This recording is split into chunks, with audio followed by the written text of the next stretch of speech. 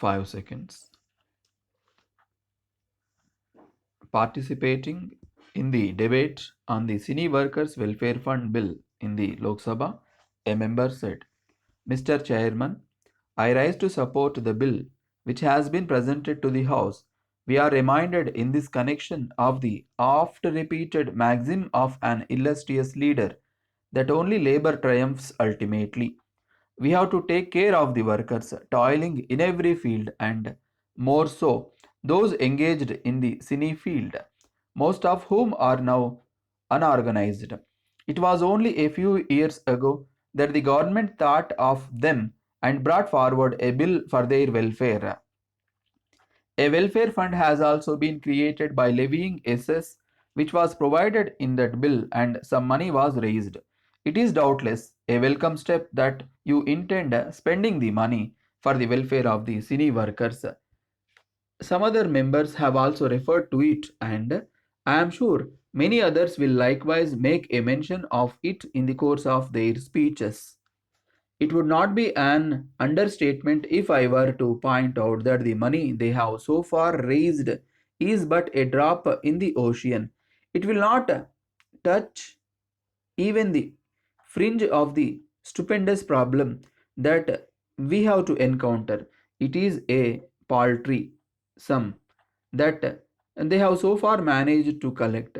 It will be negligible to deal with the problems faced by innumerable cine workers. Sir, there cannot be two opinions that the cinema has of late become a powerful medium of publicity and propaganda through which an indelible imprint is left on the minds of the people throughout the length and breadth of the country. I would like to compare it to a surging and swelling river, which, if allowed to flow unhindered, will cause enormous havoc, loss of life and property. If the same swelling river is well tamed by the construction of dams or through irrigation projects, it will prove to be beneficial to public welfare. The same is true of our cine world. If it is allowed to grow uncontrolled, it can misguide the youth, but if it is controlled, it is sure to contribute greatly to the unity and integrity of the country. Sir, the condition of the workers engaged in this country is not hidden from anyone. It is known to all. The persons working in this industry have rich talent in fields of dance, music, acting, and also handling musical instruments of many varieties, writing stories and dialogues, direction, and so on and so forth.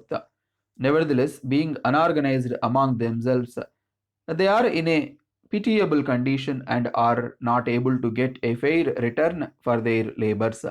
Although they toil day and night, they are denied even elementary ailments.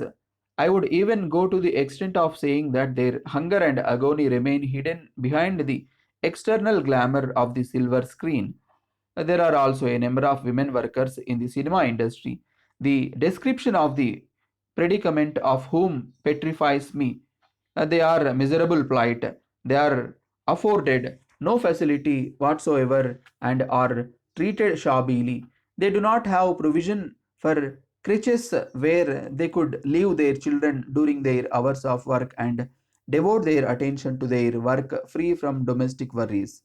You have removed the limit of the number of members of the Central Cine Advisory Board, which was previously fixed at 10. It is not clear whether the number has been increased or decreased now. I would, in this connection, like to suggest that educationists and psychologists should also be nominated to that board so that the interests of the workers are effectively safeguarded. This board should be empowered to have control over the censor board. Then only it would be possible to check the rise in the exhibition of sex, terrorism, and other such evil themes in the films. A cine workers' safety council should be set up in order that the interests of cine workers can be adequately safeguarded.